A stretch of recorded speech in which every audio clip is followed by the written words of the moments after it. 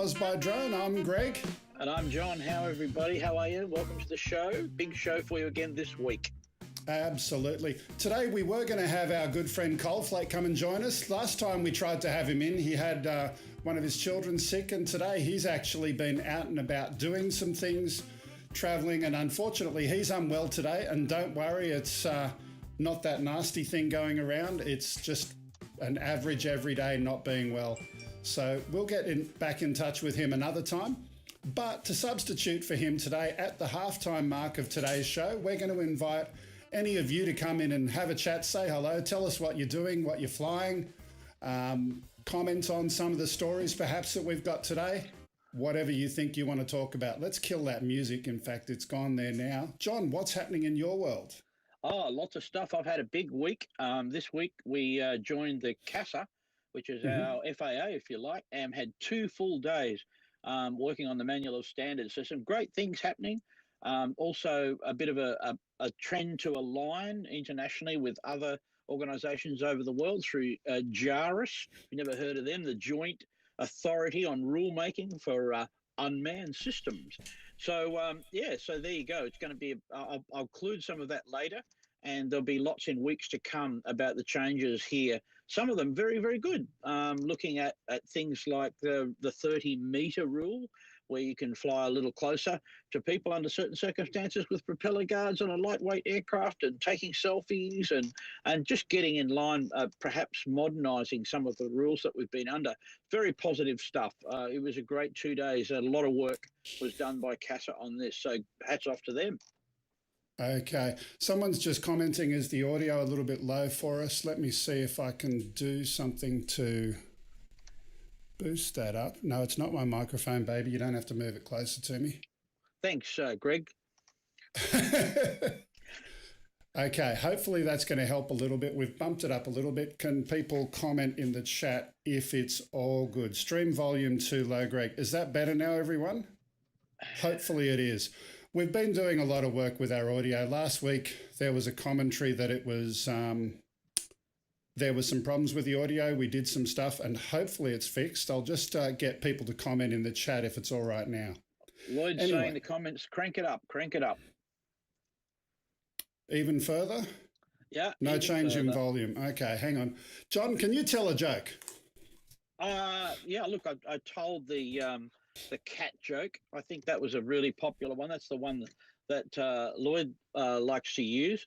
There's a lot of great aviation jokes again online talking about aviation jokes, and some of the best ones that I've found recently are comments from a tower. So if you're into aviation humour, check it out. You can find plenty of great YouTube clips about just different things that go between controllers and pilots. One of the great ones was, this is air traffic control, VH Alpha Bravo Charlie, can you report your position? And the pilot says, well, I'm sitting in the front of the aeroplane. No, what's your height? I'm 5'2". All that kind of crazy stuff actually goes on. And it's a lot of fun to check it out. So. Yeah, and Art gets those jokes a lot of the time. What's your height? Anyway. Boom, boom. Sorry, guys. Look, let's get into it now. Before we do anything, I've got a story that came to me from an unusual source. It didn't come through our regular process. Just click OK to my producer there who's saying something weird. It's okay. The audio, we're going to work through it. This video came from a non-standard source. Let's just play the clip. And Lloyd, be ready to comment. Yep. So it's a lovely day out with some drones, and he's over some water there and doing a little bit of flying. And next thing you know, you've got some kiddies throwing rocks at the drones, encouraged by the adults that are there with them. I know what's going to happen. What's going to happen? It's going to be a nice... Oh, here we go. Back into a tree? No, there's no back into a tree. There was a guy shooting at the drone. Oh, wow. Yeah, absolutely. Friggin' knobheads. Only in America. Ladies and gentlemen, we are so proud of our guns. We have them here, we have them there, we will have them everywhere. Can you play that again for me? I want to play that one more time. Let's play the clip again. They didn't actually shoot the aircraft, They didn't shoot the aircraft. And this is an Instagram post. And this came to me from Ken Heron. I was unable to fully watch his show yesterday. I had something else happening over here. I don't know if he actually played it, but if he hasn't, he certainly will next week. And both he and I are going to try and reach out to the person who was piloting that. Can we play that clip one more time? Let's have a look. So there's a guy on the left of the tree, and apologies, I can't see the screen clearly. Yeah, it's a fair way away from me. I see him now. Yeah. Yeah, that's a shotgun, I reckon. Mm-hmm. Yeah, well, you know, sometimes you've got to have if you've got a lot of kids around, you know, you need a shotgun. Keep everybody in line. Good grief. Only in America. Oh, that's a saying we have here, Greg. I'm sure it happens everywhere, mate. Yeah. Anyway, look, that's a little bit of extra news. And, inbred hillbillies. Sorry, what did you say? What did you say there, Grumpy? I said bunch of inbred hillbillies. You know, I mean, that's got to be over in Arkansas. Yeah. Okay. I can think of. Inbred hillbillies. Okay, look, let's move on from that, and we'll get into our regular part of the show today. It's time for the news. We're going to find out what's happening around in the drone world today. Other than a dog barking in the background, OzByDrone News is brought to you by AirData UAV. Is your drone healthy, or is it about to surprise you on your next flight? Don't wait to find out. Discover information under the hood and review the early signs of problems before you take off again. Use a discount code OzByDrone20 for a 20% discount. There is a link in the description. Okay. Our first story of the day today. I'm experimenting with my soundboard. I'm having fun and I don't make any excuses. There's our first one today, conspiracy about birds. The internet has the ability to show us content that informs us, entertains us, and at times even inspires us. However, it also sometimes makes us cringe and drop our heads down in disappointment. It may sound absurd, but followers of a group known as Birds Aren't Real claims that birds in the US were actually killed by the US government and replaced by federal drones that look just like the birds that we see today. Not real! Not real! Culture! Not real! Both ways! Both ways! My own family didn't like that I was with this, but you know what? We all have to stand for our truth today. Can I get an amen? Amen! Today we stood for truth. Can I get an amen? Amen! My name is Peter, and I live, breathe, and die for the Feathered Gospel, which states that every bird alive is a government surveillance drone in disguise that's basically watching probably us having this conversation right now. Yeah, so, well, what we believe, and I know, other people may not believe it, but what we believe is that all 12 billion birds in the United States are artificial. What makes me think that? I think the evidence is all around us. Birds sit on power lines. We believe they're charging on power lines. We believe that bird poop on cars is, a liquid tracking apparatus, built to track people across. I think we live generally in a surveillance state in the United States right now, and birds are just one part of that surveillance state. So every bird is assigned to one person normally from our research, and that's the thing. I don't speak about anything I can't prove in a court of law. I speak about things I've seen documented. I've seen the documentation for these, and we've actually had CIA agents come forward and attest to Ladies and gentlemen, we have birds. We have birds above us, birds beside us, birds running all around us. They're pooping on our cars to track us. I think we just saw a flock of galahs. look, you know, They have friggin' bird brains. I tell you, I mean, it's obviously a great joke, but sad. I did learn one thing from that about those 12 billion birds. I mean, it was very educational. What can you say about that? I mean, that's pretty amazing, isn't it? I mean, It's time for the American government to bring back sterilization for idiots. Because those kids shouldn't breathe or have any more kids. That's what I say. oh man, talk about birds. I mean, all I saw in that clip was galahs. Really, for those of you that aren't Australian, a galah is basically what you just saw there. Idiots. I mean, of all the things too that you could protest about today in the world, get people together and have a voice about, they actually did that one. I mean, yeah. Anyway, and I got there's very little you can say about that. I'm sure everybody that watched that knows exactly what I'm thinking. Oh, yeah, I had to, because I want to say a few things. Yeah. The only problem is I've got a sound effect for the duck so I can shoot him out of the air, but I don't have a sound effect for the numbskull that's talking about all of this stuff. Anyway, look, this is what people... say it was a joke. It's got to be a joke. I read that as a prank. Oh, you know, bunch of university he kids was wearing skinny jeans and no, that idiot probably conspiracy believes that theorists. crap. They actually believe that. Yeah. Well, yeah. Our younger generation is a bunch of knobheads. That's just all there is to it. Just a bunch of knobheads. There you go. That's why you get that. Give me a break.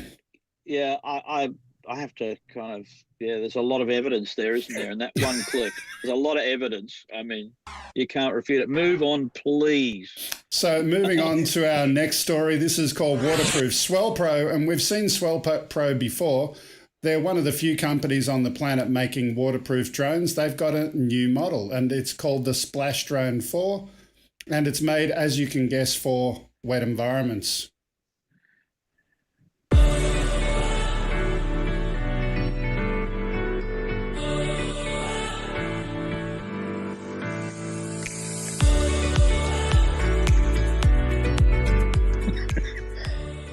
So this one over here, we've got two clips, one from the new drone and one from their older drone. This one is the new one. Unfortunately, they don't show enough of this one actually getting wet, but it's still good to have a look at. I think there'll be some new clips out featuring this one in the coming days. Have you heard of the Swell Probe before, John? Yes, I certainly have. I have questions, many. I also followed the Kuhnert drone that I still haven't seen. Or maybe some of our listeners have got one of these aircraft. And I'd be really interested to know after about, 30 or 40 dunkings, what sort of problems arise. Because, the idea is kind of good. And, I've seen ones that can obviously descend underwater and move around as a submarine as well and then fly again. It's pretty fascinating, but continual water ingress, if there is any, would just, mean you'd have a very limited life. Pretty clever. I mean, look, that's working. It's doing its job. But I'd love to find out more about the Kuhnert and the Swell Probe for those that might have look at that. That's pretty cool. Yeah. Have experience with it, because I have no experience. I have mostly, during my flying, tried to keep my aircraft out of the water, I must say. Really? Yeah, I have. I've made a real effort not to get it in the water. So, there we go. Look at that. That's the submarine thing. That one's the older model?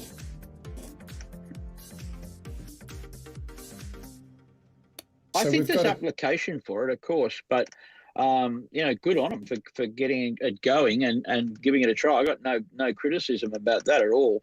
I think it's great. I'd just love to know more operationally about what it's like to, you take the thing out, you're going to put it away, you got to dry it off, have a good look at it, of course. And, maybe I'd run the engines on the ground for a while, let everything dry out.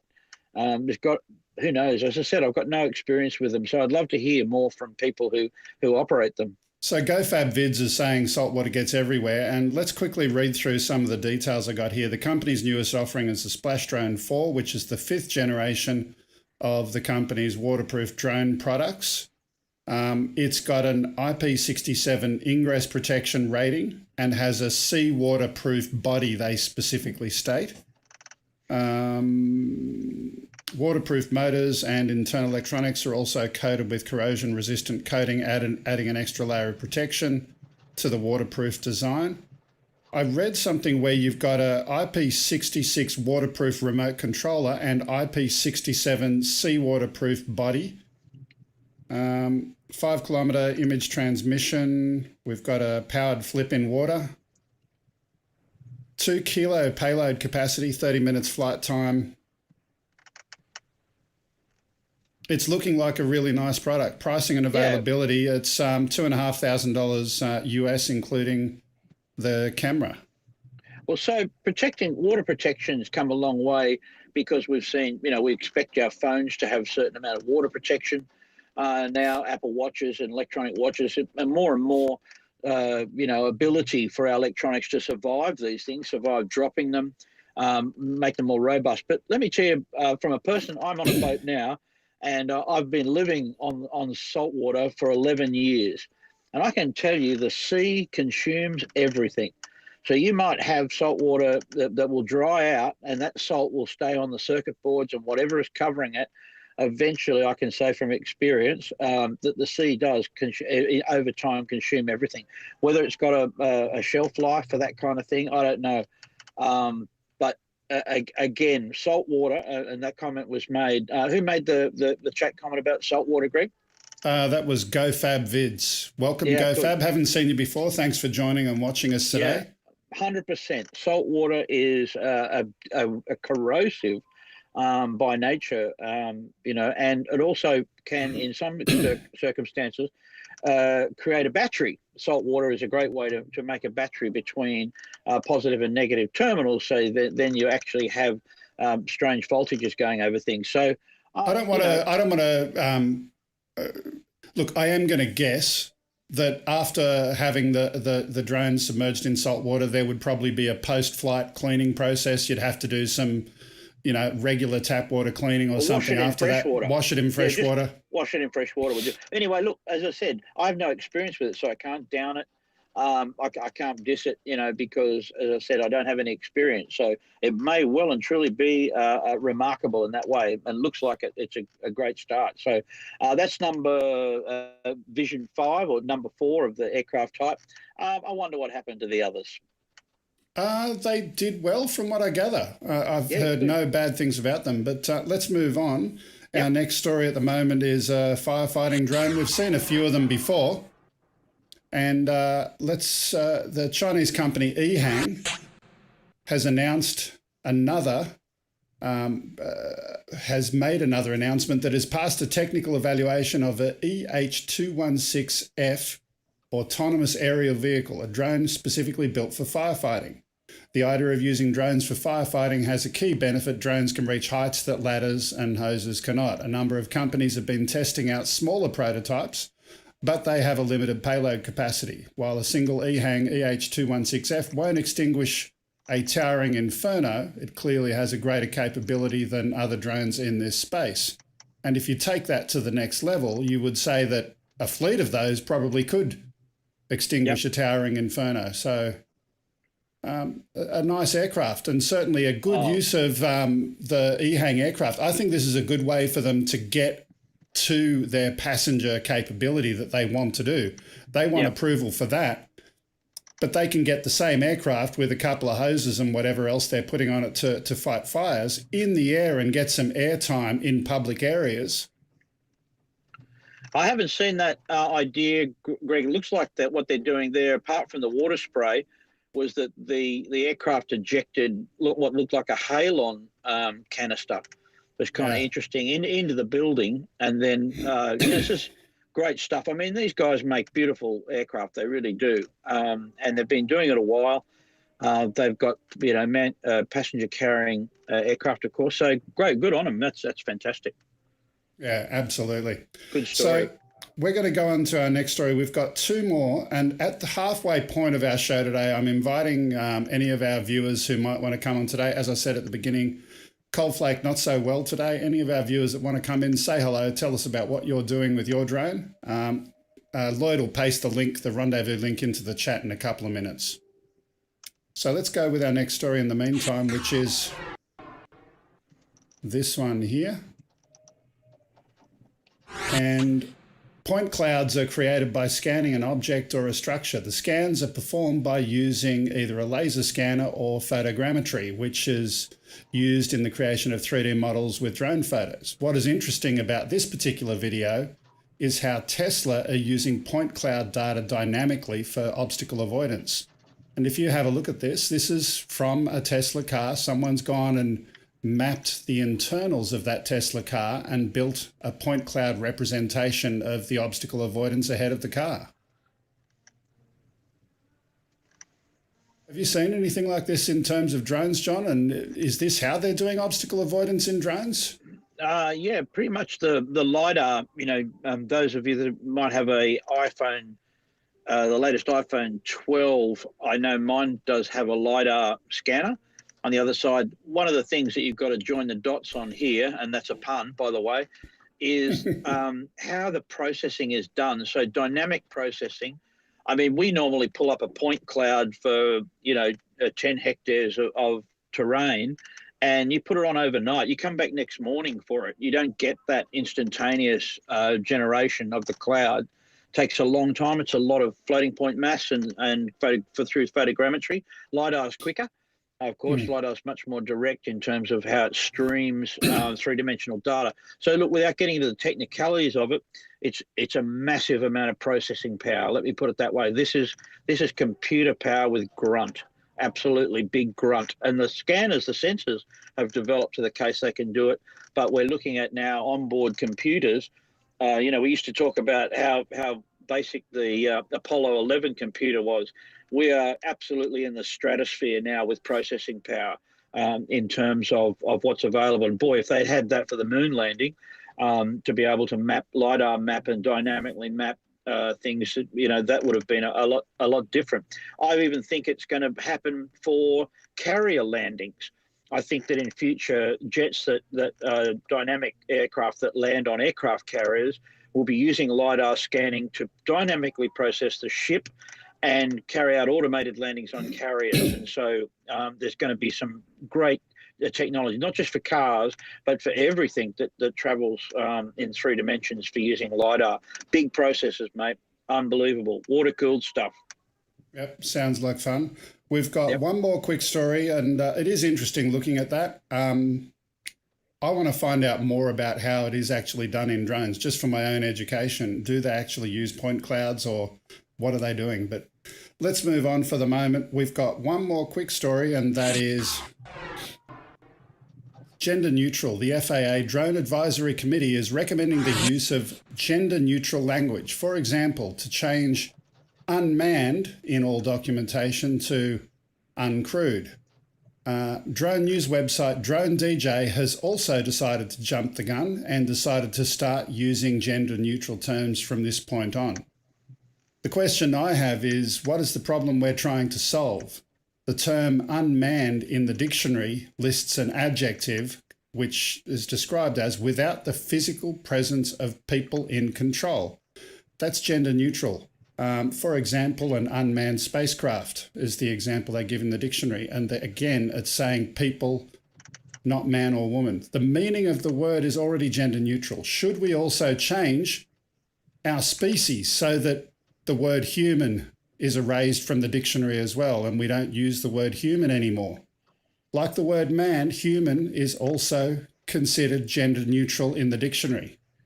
Is the FAA going too far for the sake of political correctness? Now, John, I'm not going to go to you on this one. I want to get Grumpy up on the screen. I'd love to hear this. Grumpy, what do you think? Got it. Well, it's a good thing I had my mic off for a second. This has gone beyond stupid. It's gotten to the point that we've changed our language. You know, this is why Australia, England, Ireland, and the United States don't understand each other, because we keep changing the friggin' dictionary to suit a minutia amount of little knobheads that have nothing better to do to sit around with their little social justice warrior chants and stuff, like friggin' idiots in the other one. You know, this Are these the is same? what's wrong. Are these the We're same friggin' guys? Humans.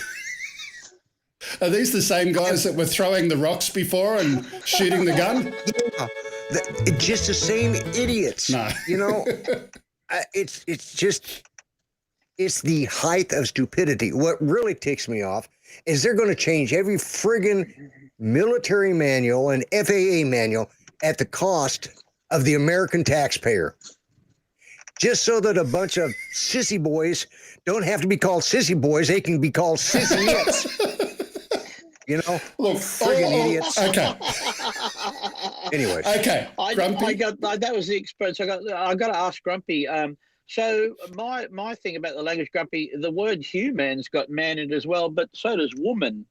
And so we should remove man from woman and from human as well. Is what do you answer Right. for that?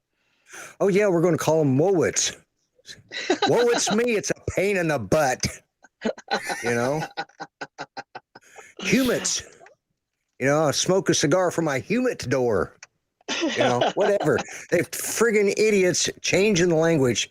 You know, I had a discussion yesterday with Greg about this, and like Pia, who is not a natural English speaker. That's not her native. She's not a native English speaker.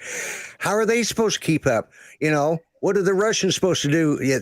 Are we changing it so the Russians can't spy on us? We're changing the dialect so they can't.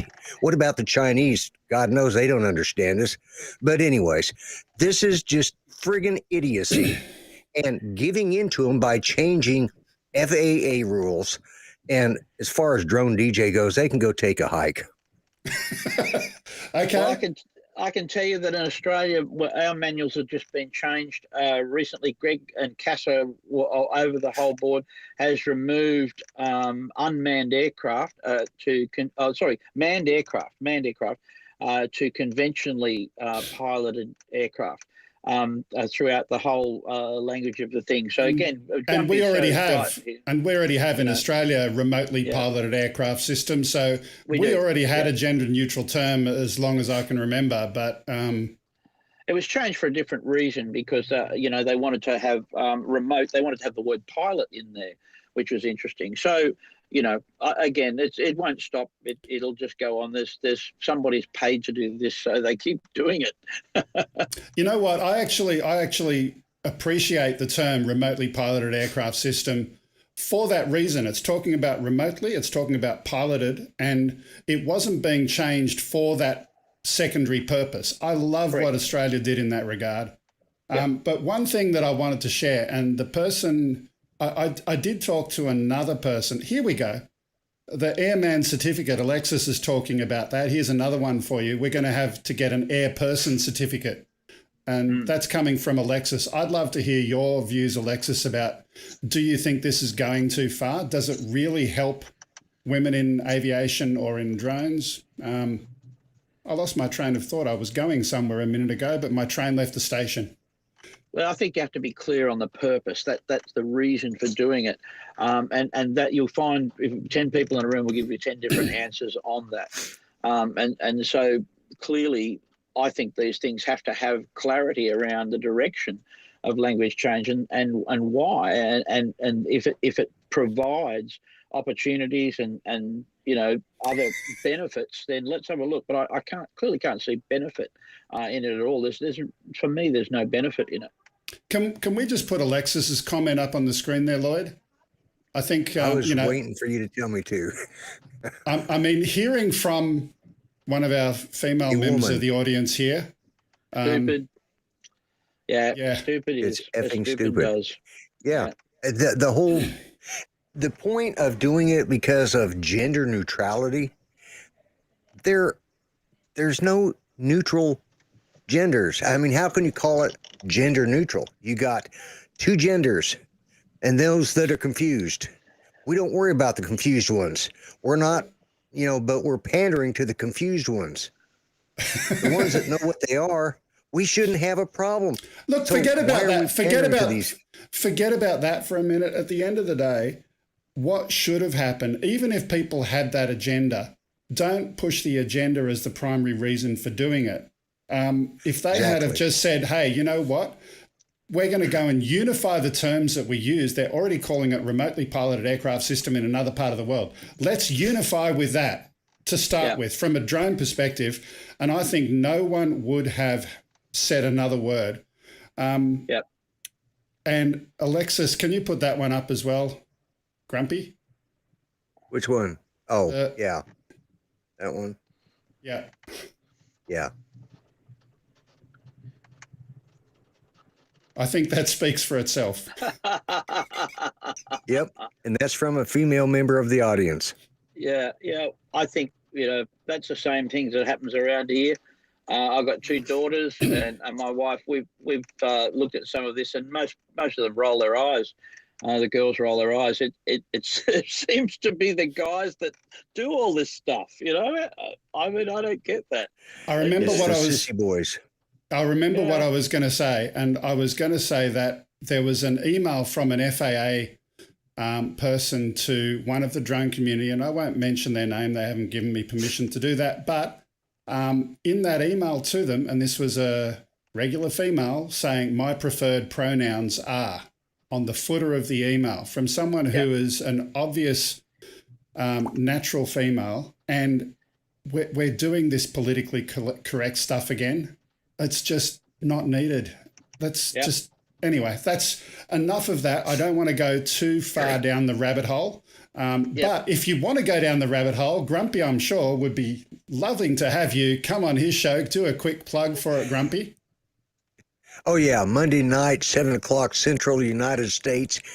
Tune in because I'm going to have myself, a couple of my guest dummies, plus my puppets, and any other person wants to hear me,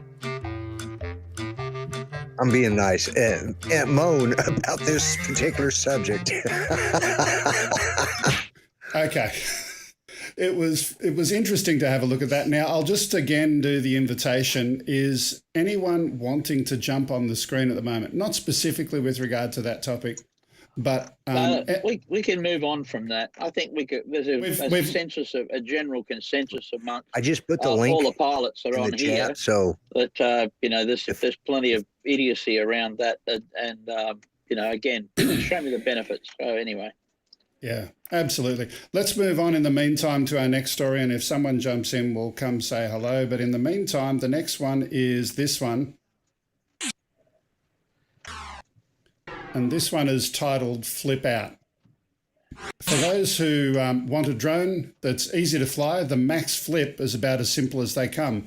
But what sets this one apart is the low price point for this drone. This little baby includes hand gestures for those who want a selfie drone for spontaneous moments, or you can use a phone or the dedicated controller for more precise control. This is only $100. My hand gesture. What's the weight, Greg? Do you know? Let me go back into the article. What kind of amazed me and brought this to my attention? Yes, it's a cheaper drone, but if it's got the image processing capability to do the hand gesture recognition for $100, that was what kind of brought it to my attention. Max Flip, I don't know for $100 how they even get it out to a store. I know. Produce something like that. I mean, it's pretty impressive.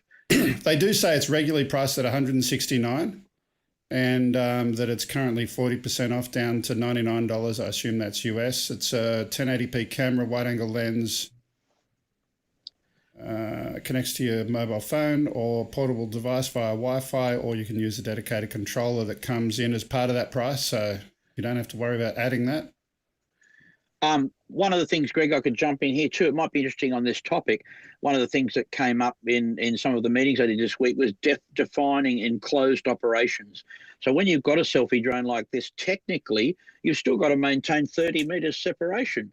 by law. So, this was a not so much a loophole, but a problem with the law because there was no benefit in safety.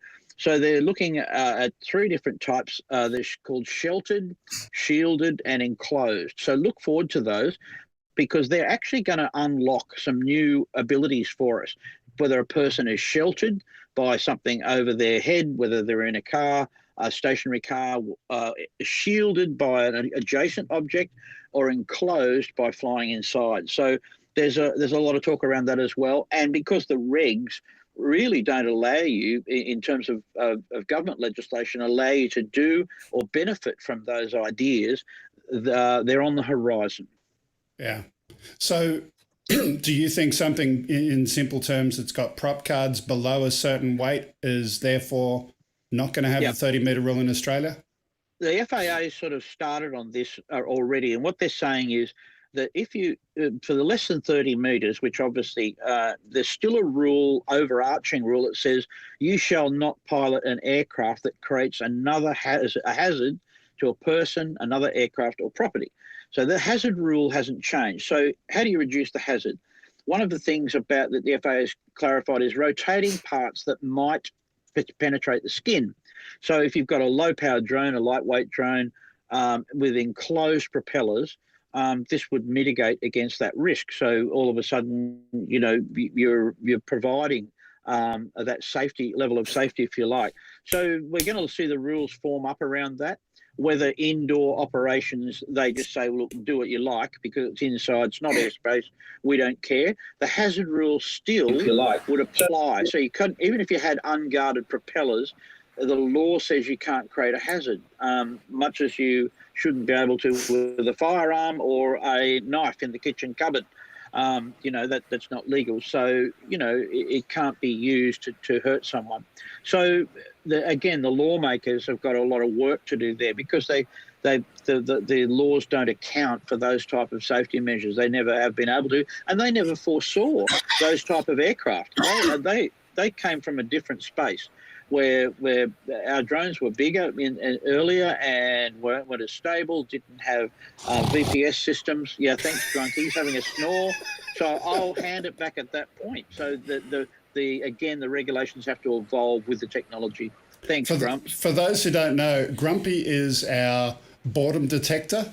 And the sound that the boredom detector emits is that snoring sound. I can see him nod off. I watch him nod off when I start talking. Usually his eyes glaze over after 2 sentences, and then when he nods off, I start yawning. I go to time to stop. Yeah, the yawn, but you yawn all the time, so that's there we go. True. Yeah. So in the meantime, we've got we're going to put Jeff up on screen first. We've got our first drop-in guest and the infamous newsreader from TNL, Jeff Sills. Welcome, Jeff. Hey, Jeff. Hello. Okay. Welcome, Jeff. I know about the boredom meter. Many times Ken has let me know that I'm kind of rumbling on too much. So trust me, I've been down that path. Got a button for it. Yeah. So Jeff, tell me, what are you flying these days, or what's happening in your drone world?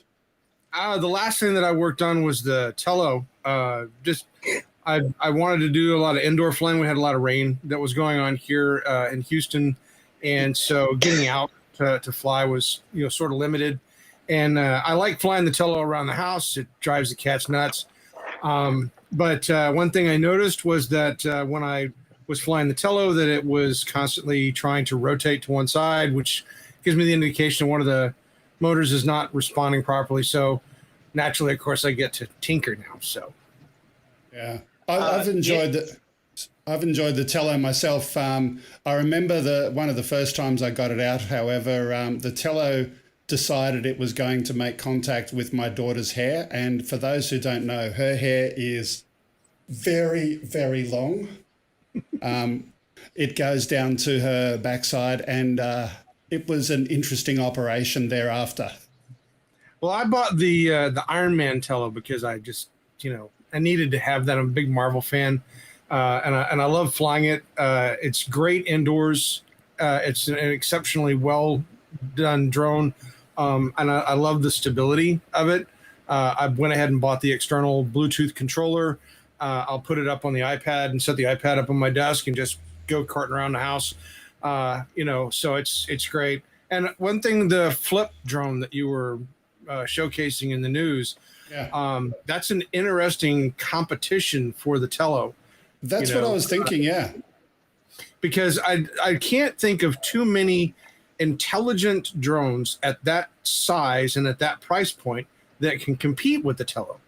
And so seeing that seeing a drone of that nature come into the market and sort of give Tele some competition for a while, I think is going to be a good thing, because it pushes the technology. It challenges the developers to try to make the next drone a little bit better to get that competition going, which only helps us as the end users, because we end up getting a better product out of that competition. Which is the reason why we've seen DJI kind of stagnate for so long, because there really hasn't been too many drones that can compete with them that are at the same price point or that have the same availability in the market, etc.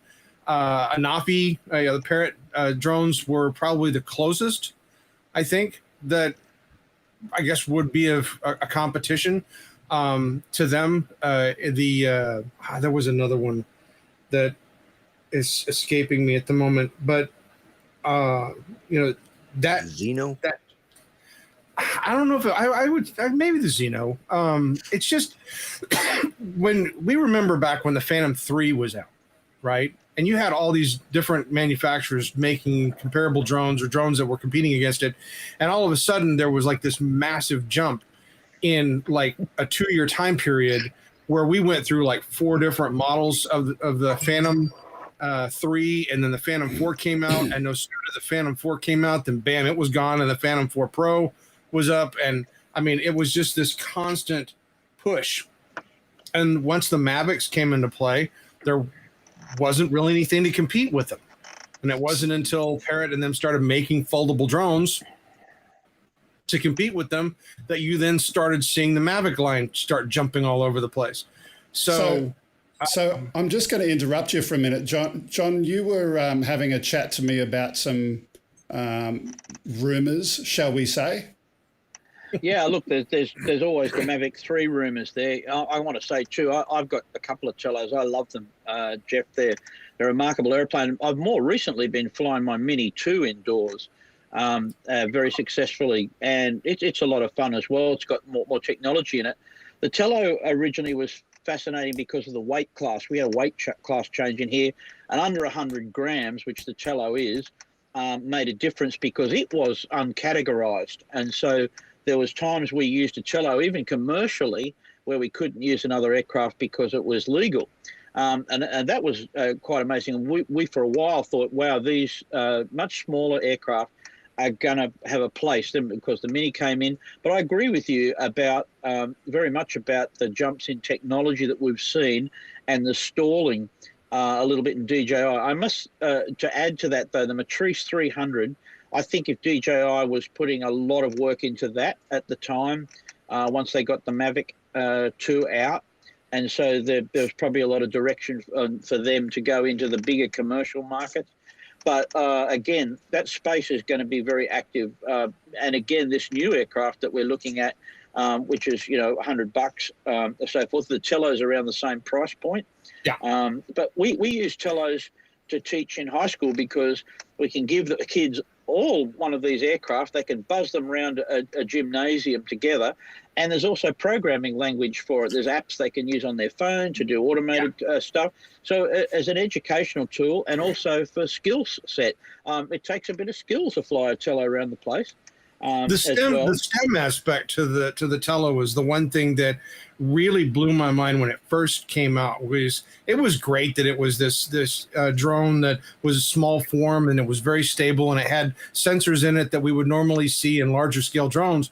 But when they talked about the level of programming that you could do, and the fact that you could use multiple different types of programming tools as a STEM tool to be able to teach kids to use this drone in the robotics side of things, was absolutely fascinating to me, especially something that we don't see in the big drones. You don't see big drones that you can program like that.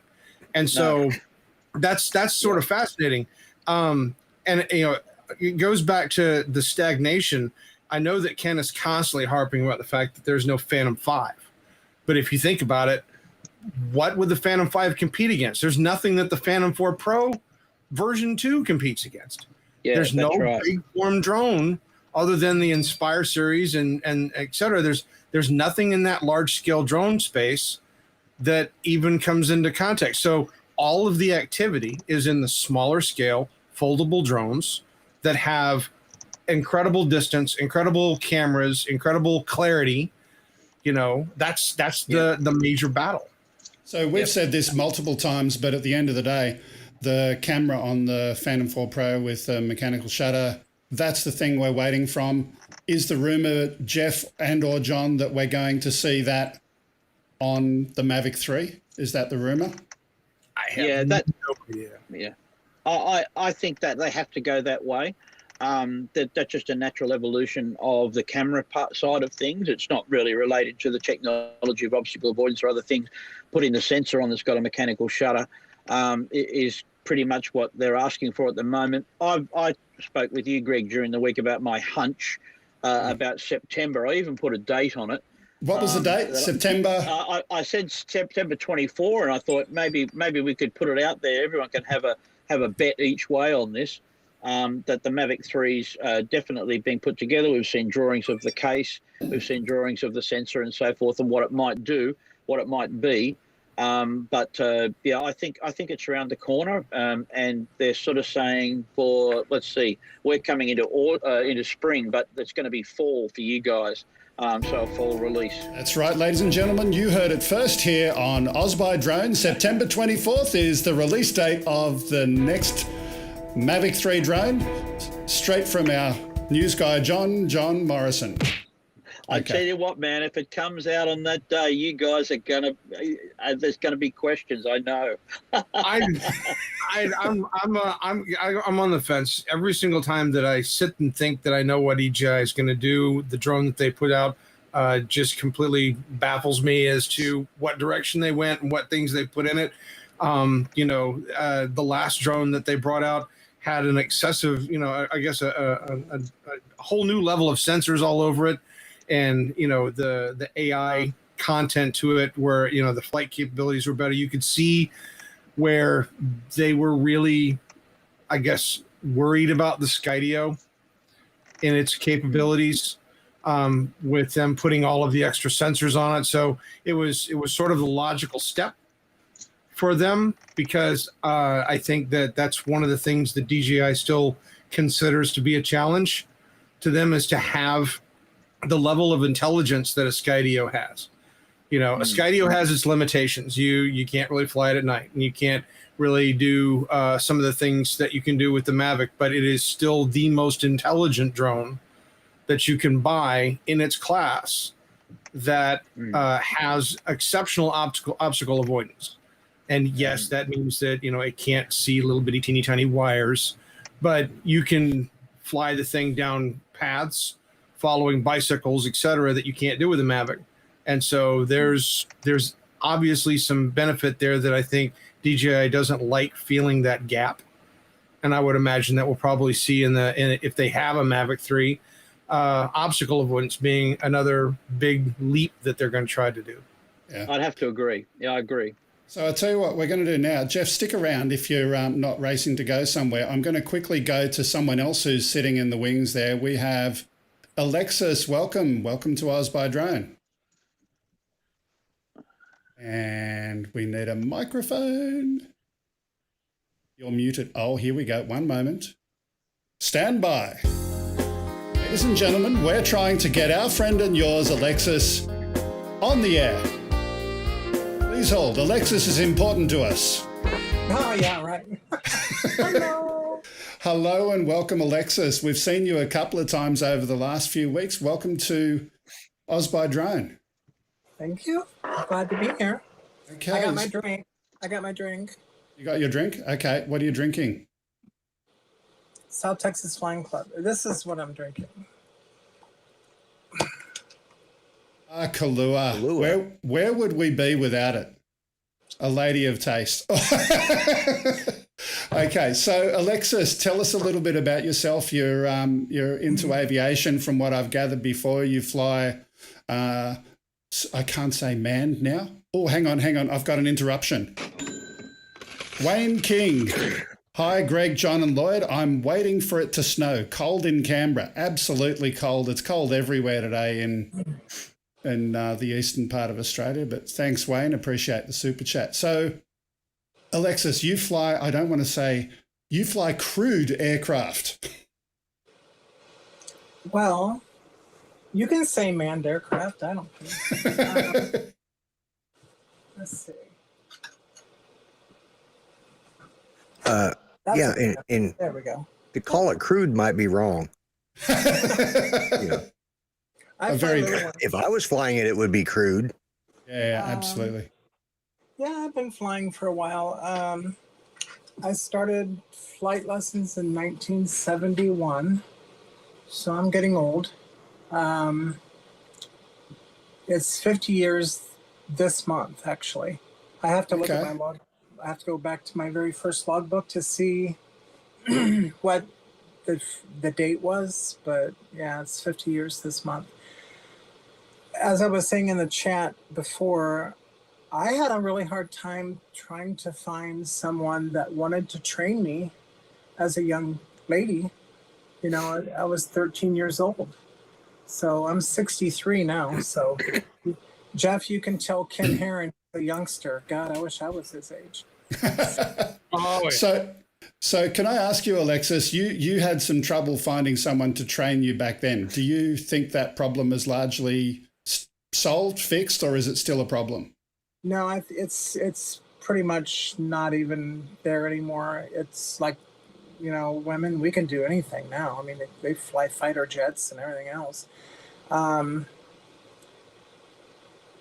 In fact, when I got a little older, I was about 16. I would never have said this when I was 13, but I said to an instructor one time, I said, "Oh, now I know why they call it a cockpit." So, and he just didn't know what to do with me. And of course, most people still don't, because I'm, as most pilots are, we are very type A people. We are up front and in your face, and I'm 6'2", and I'm not a small boned woman. I'm a big gal. And, you know, my mom was 5'11", my dad was 6'5".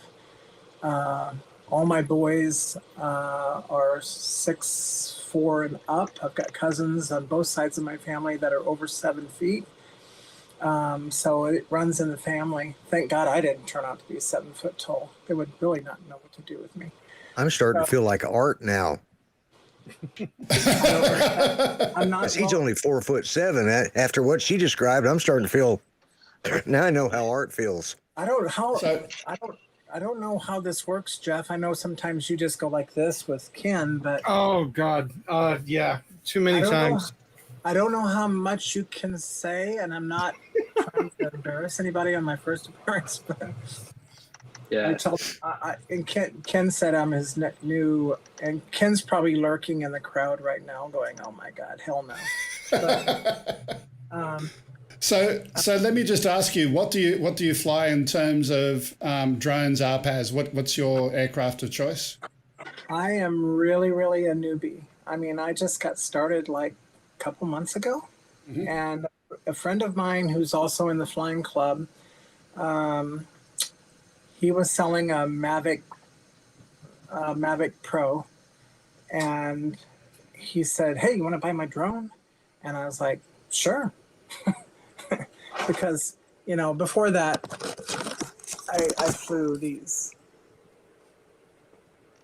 Oh yes. These are not drones. But he didn't even know about that. But anyway, well, back in high school, I used to fly remote control airplanes. So I figured, yeah, you know, I could do that. You know, we used to build them. In fact, I had a flying club in my high school. I was the president, and we had a kid that used to hang with me. He liked me a lot. And so we'd hang out after school and build little styrofoam Delta wings and put 049 Cox engines on them and launch them, and they would just go up, and it would circle, and engine would die, and it would circle back to the earth. It wasn't even remote control. That was more of a glider. But we used to fly remote control. And of course, I could take them flying every so often when I could find a rental, because I was a pilot by then. By the time I was 16 and got my pilot certificate, or Airman Certificate. So I'm just going to interrupt you for a little second there. I can see on my screen I got some weird errors coming up. Just our viewers again, could you check if we've had any buffering? And beyond that, not yet.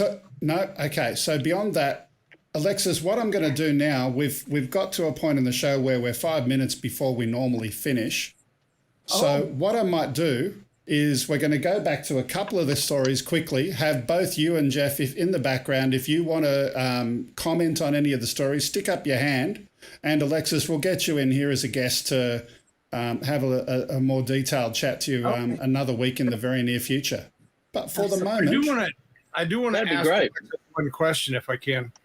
Yeah, go ahead. So you said that you started flying aircraft at a very young age. So you were involved, starting from the 60s and 70s, you were involved when the private aircraft, or I guess the ability for people, the public, to get into flying aircraft more commonly really started to take off, really started to grow. Now, so you've been through a lot of that growth within that industry, and the technology that's changed in the aircraft over the years, because, a lot of the aircraft back then were very mechanical, and now they're starting to get much more digital, et cetera.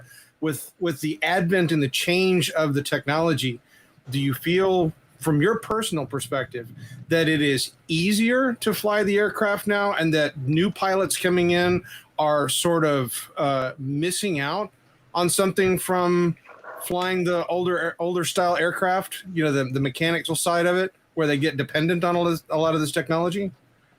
Well, you asked a lot there. So, yeah, I started back when there was really nothing.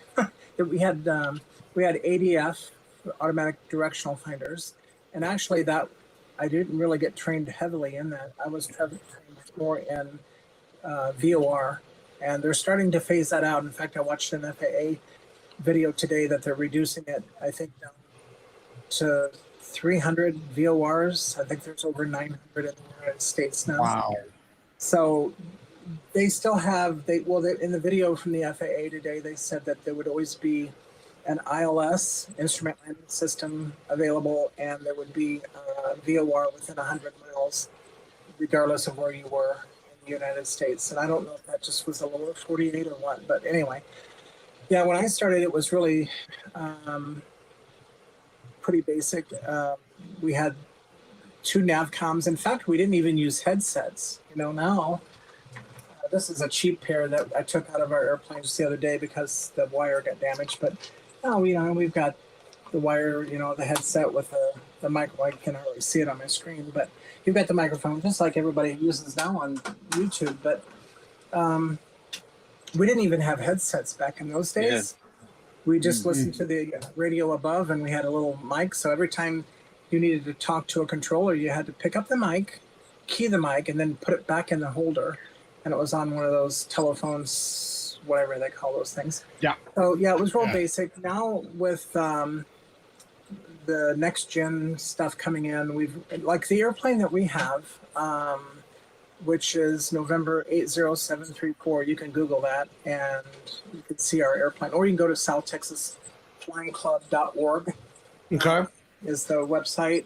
You can see our airplane there. We have a Garmin, what they call a GNS 430 WAS. Yes. We have a Garmin G5 that's slaved onto that. And that has, actually, you could fly the airplane just on the G5 and the Garmin GNS 430 WAS. So yeah, and then of course we have our, this is hooked up for the Mavic Pro, but I fly with an iPad mini, and I fly with a yoke mount on my yoke. So yeah, and so to answer the other question that you had, I don't want to take too much of your time, but, or take up too much of your time, but yeah, it kind of feels like I'm cheating now. And In fact, our CFIs that are inside of our club will not train using like ForeFlight. That's the app that I use to fly with. It's like a backup system. It's a subscription-based type thing. Yeah. So, but they won't even train with ForeFlight. They train the old-fashioned way. You've got to learn how to do a VOR and to plot your course on a paper sectional, because the ForeFlight takes place of the paper sectional. Yeah. John, I see you in there, John, kind of listening and thinking. Do you want to comment and chat? Oh, look, it's great. Alexis, I'm very much like you. I started flying crewed aircraft at 16, manned aircraft, and had a model aircraft background as well. These days I say to someone, with a G1000 or these things in their airplane, I can always tell how long they've been flying if I ask them if they know what a prayer wheel is. And I don't know whether you guys use the same technology when you were navigating originally with a prayer wheel. Did you ever use that term? I know what a prayer chain is. Oh, okay. So a prayer wheel for us was a circular slide rule. So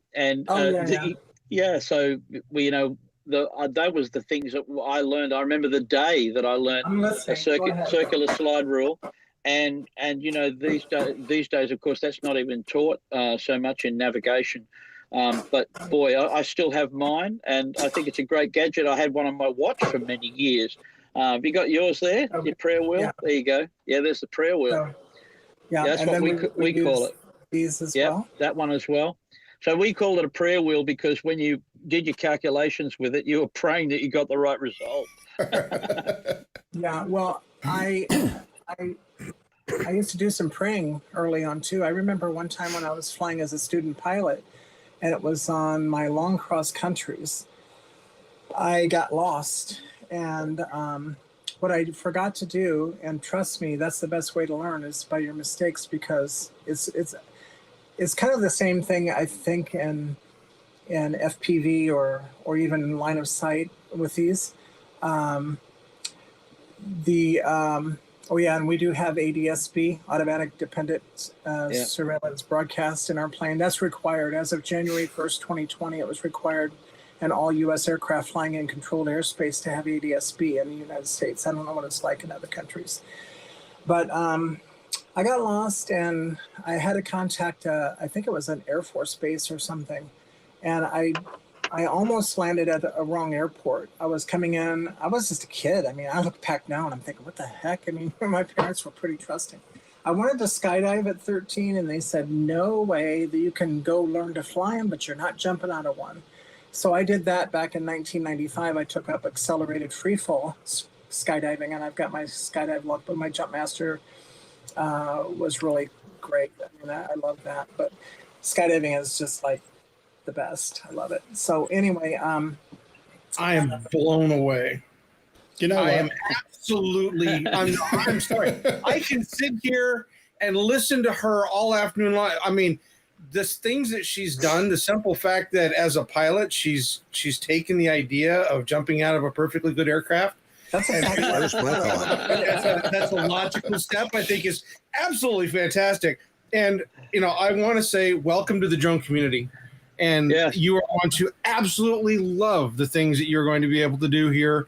And we'll definitely look forward to seeing if you have like a YouTube channel or something you can promote. We'd love to see some of the videos and things that you film.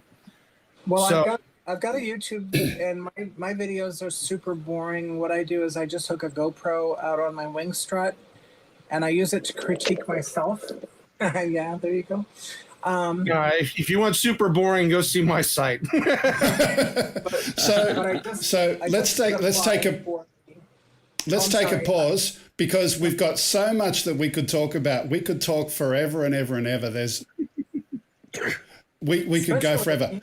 Especially with a female around. I mean, it's the first one I've had on this. No, second one. I've had someone on female before. It does happen. Yeah, we have. Sure. Yeah.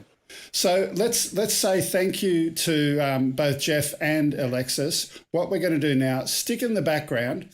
We're going to have a look at a couple more stories. You may jump in and have a few comments. If you do, just put your hand up. My producer will see you and we'll bring you on screen. First of all, our next story right now is a beach rescue drone.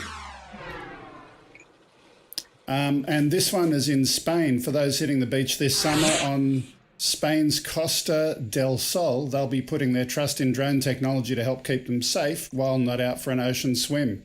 Now, we've seen these kind of things before. In Australia, we've seen the Little Ripper, and I think they were definitely the pioneers of drones. But it's good to see, just having a look at that drone there, do you think it's the similar design or a different? Is it the same aircraft, John? That's a 300, mate. Okay, I couldn't see it from here, yeah. Yeah, just props facing down. Yeah, that's a 300. Not a small aeroplane, as far as I can see. Yep. Looking at the fuselage, yeah, no problem at all. And it'll carry a bit of weight too. Yeah. So instead, the difference between theirs and ours, I like that ours is sending out what might be described as a noodle, for lack of a better description, inflatable noodle. This one's sending out an entire life vest. And one thing that was confusing me is that it's still tethered to the drone above. Yeah, that's kind of interesting too. But, you know, the visibility of a drone, so now you can see someone's coming to pick them up. You know, there's a lot of great ways in the future of connecting the aircraft position with the rescue boat as well. Yeah. So, you know, this is quite a heavy aircraft. And so there's still debate, a crazy debate, if you like, when you're flying near someone like that. If the drone fails and they're drowning, you might actually finish the job. But you know, you can't say it couldn't happen. So there's a lot of rule makers talking about that as well in terms of life saving. In terms, it's a crazy thing. But again, you see, this is going to be something that gives our industry a great name. You know, the more life saving we get, and the more public and community service that drones can do, I think you're going to see some positive things. And I know Jeff's got a comment there too. Well, the first one that was released, and I remember we did the story on it. It goes out and it drops the life rings, and it had multiples, that were stored on it. So it could carry, 3 or 4 or 5 life rings, depending on how many people that it needed to engage, or if it needed to be able to do multiple tasks. I'm interested that the Spanish one does drop something that inflates, because it is dependent on the person that you're saving as to whether or not they have the competency to be able to find that, put it on, etc. So the life ring, I feel, is still a better option because of the simplicity of the device. You can just grab it in any way you want to, and it'll keep you afloat. Yeah, it will. One of the things, so too, Jeff, we looked at actually some working examples of this. These days, the inflatable life things like this that you have do water contact. So all it has to do is touch the water. And we sort of tossed it around and thought, if you were drowning and anything was next to you in the water, that you would grab hold of it anyway to try and save your life. Other than a helicopter, which has got other problems. So when you use a helicopter to drop something to the downwash from the helicopter creates an enormous problem for someone who's about to lose their footing and not be able to tread water. Whereas a drone like an M300 can drop a device, it can auto inflate. Also, we looked at shark repellent. So if there was a shark around the person, you could drop a repellent capsule that would charge in the water and really put the shark off. And we also looked at sonar buoys so that you would be able to drop a device that would emit a sound that the shark just would move away from. So there's a lot of work to go there for sure. Whatever it is, that we're going to see advances in that stuff for sure. Yeah. Okay, look, some cool tech there. The next one we've got here is a kite surfer, and we'll press that button there. And the comment about this one, if this doesn't raise your stoke level, not much else will. Join Lassie Hoffmeister as he gets chased by the Kohler FPV team and their racing drone in Tarifa in 40-knot winds. So this is just a beautiful video. Again, to see the full video, do go to the description for our video today, and we've got a link to that story there. But some really good piloting and some fun, certainly from the perspective of the kite surfer as well. Yeah, Alexis had her hand up. Alexis? Oh, I just want to say, well, first of all, that looks like I'd be so stoked to do that. I don't know if they get my big butt off the ground now. I'm so much heavier, but the other thing I was going to tell Jeff, he said, welcome to the FPV community. Thank you, Jeff. But I just want to say, today was my very first flight in FPV. Congratulations. And I didn't crash. It wasn't much of a flight, but I got it up, I got it down, and I was freaking out the whole time, and I was scared. I mean, I'm the type of gal that does not intimidate. I don't give a crap what's going on. I don't intimidate, but that was intimidating. I was like scared. Unfortunately, FPV, I did invest in an FPV drone and realized that my skill set is not transitional to FPV at all. So the photography drones, the slower drones and things like that are more my style. I've got the DJI goggles that I love using to be able to get the visual of being in the drone. But as for the FPV, I will leave that to people with far more talent than I have when it comes to flying those drones. I think you're too humble, but okay.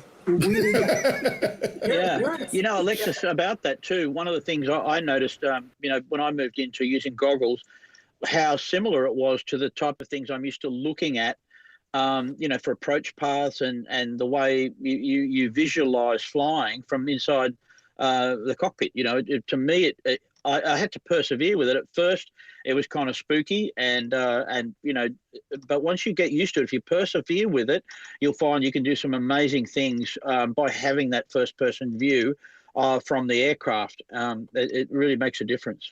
Hey, John, do you think? I'm sorry, go ahead. Just briefly, do you think the flying FPV has had any impact on your general aviation flying? Well, that'd be a difficult one. I find them, quite separate in some ways.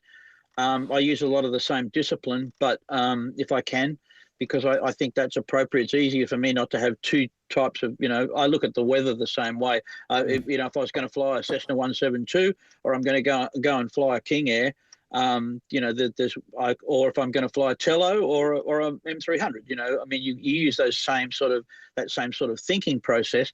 I think the big thing here is that looking at future FPV, we're going to see much more similarities between glass cockpit type technology, synthetic vision, and in terms of your landing point. Even the DJI FPV has the home point highlighted on top of this into screen. So there's going to be great development there. But I think FPV, or the first-person view idea of flying any of the drones that we're flying, is going to be very much in the future. We're going to see more and more of that come in, and I'll be surprised if our new Mavic 3 on September 24th doesn't have an option to use the goggles. Can I just you're pushing that date? let me just extend this one more second, John. You said I'll come back to you, Alexis. There we go, John. So your manned aviation, you said, impacts your drone flight because of the skills, and you think a lot of that's transferable. I do, yeah. Yeah, but do you think there's anything that has helped or hindered the other way? Is there anything that's gone the other way? Yeah, look, it'd be hard for me because I said I still do a lot of RC flying, and I've in my years of I've been flying a little less than Alexis, so I'm about up to 44 years at the moment. And when you strap yourself in to a cockpit and you're flying certain aircraft, you go into a mindset, and it's completely immersive, and you're involved in the moment of what you're doing. And it's also muscle memory too, though. I mean, yeah. you when you get into an aircraft, it's the same way as if just a car, right? If I get into an automatic car, then it drives differently than if I get into a standard car. And it's muscle memory from knowing from years and years and years of driving one versus the other. and you switch back and forth between the two. And it's all muscle memory. Same thing with, transitioning from drones to flying planes to flying helicopters, etc. That muscle memory is developed over a long time. And because you have been in the aviation industry for so long, I would imagine that muscle memory was beneficial to you in being able to transition with FPV flight, etc. Because the mechanics of the movement and what you see versus what you do with your hands would be very similar. And I would imagine with Alexis is probably the same thing, where when she flew for the first time, was there a familiarity, Alexis, the first time that you flew today, that it seemed comfortable to you? I wasn't comfortable. Worth a shot. This right here was like what I flew with. I wasn't doing, because I had my control. It's an well, obviously this gives it away. I'm flying Ken's unfavorite FPV. In fact, I sent him a message and told him, I'm sorry I bought this before I knew your feelings. I apologize. Anyway, I thought I had this down pat. I thought, well, this is going to be easier because I had my controller set up for manual, and I'm sure as a crap not ready for manual. So, I thought, well, I'll do it this way because you can't go into manual. And so, but when I got out there, my mind went blank, and I thought, I don't even know what to do. I couldn't even remember. And so I was just like pushing crap and then of course on the goggles, it would tell me certain things, and I got it up off the air, and I was like, so I kept flipping the goggles off and flipping them back on, and making sure. So it was pretty much line of sight. But anyway, I wasn't comfortable in the least. I was very. I remember, and I'll give you guys just a brief glimpse of life. Ken and I are good friends, and we talk a lot and do a lot of things, outside of the show. And so during the week, I will constantly be talking back and forth with Ken, and he'll be letting me know about exciting things that he's doing or things that he's got planned, et cetera. And I remember when the DJI FPV drone came out, and he was all excited about getting one. And the very first day that he got it, he called me up and he pulled it up and he's like, hey, this is the FPV drone. And we were looking at it and we were talking about it. And he's like, okay, I'm going to go fly it. And he was gone. And a couple hours later, I get a Skype call, and he's like, Jeff, this thing sucks. Just straight off the bat, this thing sucks. And I had exactly the same call. I had the same call. He definitely didn't like it. And I was sitting there, because as an FPV or as a drone pilot, I was actually looking forward to potentially trying FPV, but flying it through the DJI environment, because I figured that drone would have the ability to switch between the, oh my God, I can't fly FPV, to the, I'm going to try flying FPV mode, right? And when he just really tore into it, I was like, oh, okay. I think I'll stick with something else then. I don't really agree. I don't really agree with Ken. I mean, on that point, I love his channel. I like everything I've seen from him, but to me, it's like, I'm not coming from the other end of the spectrum. See, he's starting with the kind you build and crash and rebuild and whatever. And I'm like, I don't know what the hell I'm doing. So I thought, well, this kind you can work your way up. Because what I told my friend, the guy that I bought the Mavic Pro from, I just said, well, I'm going to get this one with this controller, and I'm going to fly it both ways. But, this way I don't have to go out and fly 90 miles an hour and end up in the middle of. So you're okay. So I was actually mistaken. You're actually flying a DJI FPV. Oh yes, that's. Okay. So now that makes obviously now my lack of focus is catching on here. I would have shown you, but it's down inside my arcade room. We have an arcade room downstairs. On top of the did you say you've got an arcade room? I wanted to show you this too. By the way. I wanted to show you this. This is the ultimate selfie. I love it. And this is me over North Houston. I was climbing out of North Conroe Airport after a seminar. And I'm very familiar with that airport. Yeah. You are in Texas. Where are you at? I'm in Magnolia, about an hour away from Conroe. Oh, okay. Yeah. That's where I was at for this. It was at a AOPA Flying Club seminar. Yes. So, yeah. So that is, back when I was like 19, 20, I used to fly Beechcraft Bonanzas. You know what? And, I'm loving hearing this, Alexis, but I want to finish today because we're already 20 minutes over. No, we can have an entire show. We can have an entire show with Alexis here. So let's just quickly rip through 2 stories and see how we go with that, because we can have some fun at the end. Next one I've titled Chitty Chitty Bang Bang. It's a bird, it's a plane. Klein Vision has published a video showing Aircar, a dual-mode car aircraft vehicle. Their designers moved closer to production, fulfilling a key development milestone in a 35-minute flight from between 2 international airports, between Nitra and Bratislava. And check this out.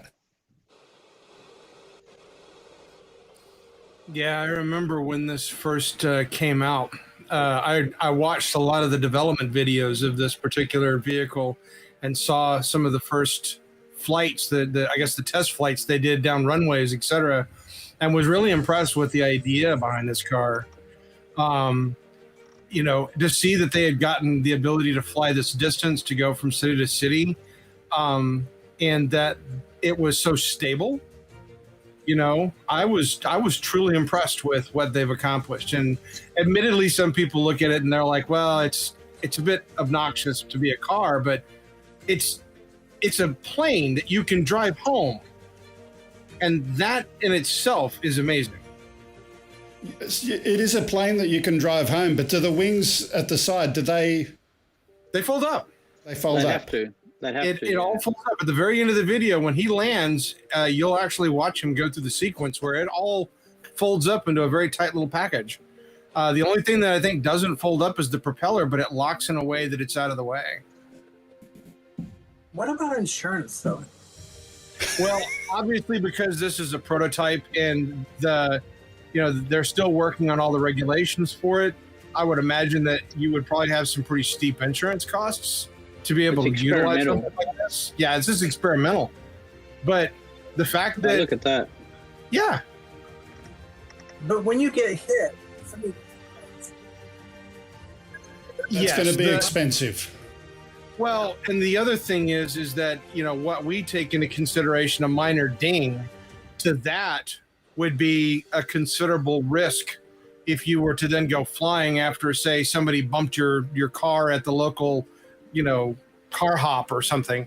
Yeah. There's a whole different requirement for maintaining that vehicle, but still, it's a plane you can drive home. Think if Ken Heron was driving that and got into this.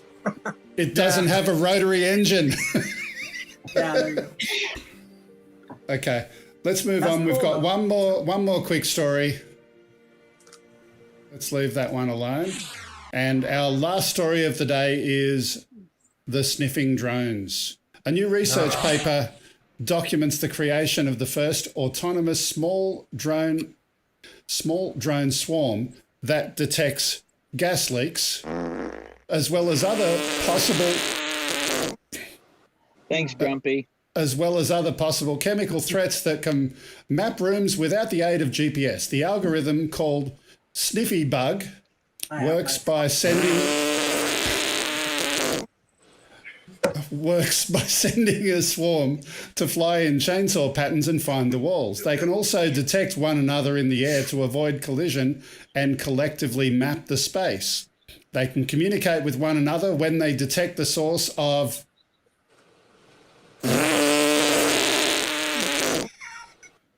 a gas leak or other potential threat. You wanted a joke earlier, so there it is. Wouldn't it be great if we could send in robots to find the gas leak quickly and without endangering human lives? We have developed the first autonomous swarm of tiny drones that is able to find gas leaks in unknown, cluttered environments. Their small size not only allows them to fly in narrow spaces, but also makes them very safe. Usually, it is very challenging to get such tiny drones to fly autonomously. due to their small processing power and little memory. To solve this problem, our drones use a bio-inspired strategy in which they follow a few simple rules. They start flying in a random direction for maximum exploration, avoiding obstacles on the way. If one of them smells gas, it communicates with the other drones, which will help to better localize the source. I can tell you where the source Although of the each gas leak single is drone here. is very limited, working Really? together as a swarm allows them to efficiently locate gas sources. Even in large areas, such as industrial plants or residential buildings. Our work shows that a help bio-inspired himself. AI is an effective and simple way to tackle difficult, real-world problems. Visit our website Grumpy. to learn more. Grumpy's our real world problem. Yeah, so to take from this, you know, I've done stories on a lot of drones that have been used to quote unquote sniff or to find you know, chemical either gases, etc. And one of the first ones was a drone that would go out and sniff tankers that were coming into port. Another one was in New York where they would fly it along gas lines in New York to try to find gas leaks, etc. But the idea of being able to take that technology and then incorporate it into a swarm format, Yeah. where they can then localize it and move in and you know, synchronize together to be able to find that faster. You know, take that and mix that technology with the drones that are able to fly through mines, for instance, that, you know, have the ability to navigate down mine shafts, and put a swarm technology with that, and you've got yourself some amazing capabilities that you can use in emergency situations. You could use in different types of manufacturing plants. I know down here in Texas, and along the oh gosh, what is it? Texas City, where they have all the oil rigs and the oil processing plants and stuff. You know, that type of technology would be highly valuable down there. Look, the only thing I can say is they're going to be finding one source. They're going to be all going in one direction. But look, all jokes aside, it's been fun having a look at that story and all of the other ones. We've had a wonderful panel of guests. Let's get all, can we get 3 or 4 of them up? We can get 3. Let's get that one Alexis over there. definitely got to be one of them. I'm going to say that right now. I vote for Alexis. Okay, we've got Jeff. Thank you very much, Jeff. Alexis, thank you for being with us today. We are going to definitely have a longer interview with yourself another day. I think that'll be we don't even need to have news because you've got lots and lots of stories that we can go through. Like I told you, I could sit here all evening long and just listen to Alexis tell me all of the exciting things that she's done. Hey, Jeff. Yes, ma'am. I got a question, Jeff. If I fly over to you, you want to go flying with me? Oh, absolutely. I'll go flying any day. I have been in an aircraft that I got a chance to fly and pilot, which was a Mooney 801, I believe, or a Mooney 301. So, and enjoyed doing that. I've been an armchair flight simulator pilot since the first flight simulators were created. So I would love to go fly. Okay, cool. That music is really loud. Greg's got too many sound. Greg's got too many sound effects. Yeah, look, it'd be a lovely thing to go and have a tango in the air. But at this point in the show, we've reached the end of the show. And I would like to quickly say, Jeffrey, thank you. It's been wonderful to have you. Alexis, it's been wonderful to have you. And thank you, Thunderbird. Oh, no, Jeff may lose his underwear. And Grumpy. Sorry about the timing. Alexis, you're a great guest, and Jeff, it's always good seeing you. Thank you. And John, last words from you. Yeah, thanks everybody. Fun show. Enjoyed it. Some great topics to talk about, and I'm sure I'll answer your question later, Greg, about that relationship, and I know Alexis would probably have some great insight into that too. Give some people talking about the conventionally piloted aircraft world. There's a lot to learn. Fantastic. Yeah. Take care, everybody. Okay. And our last little announcements, as always, if you want to send anything to us, send it to upload@gregkuhnert.com. And if you would like to follow us on social media, at OzByDrone on YouTube, Twitter, Twitch, Facebook, and a few other places, DLive. And if you want to send anything physical, there's an address, 5/127 Princess Highway, Sylvania, New South Wales, 2224, Australia. And with that, it's been great having you all. Thanks for being with us. Thanks for watching. We will see you next week. Thanks for watching. Bye-bye for now. Bye, everyone. See you guys.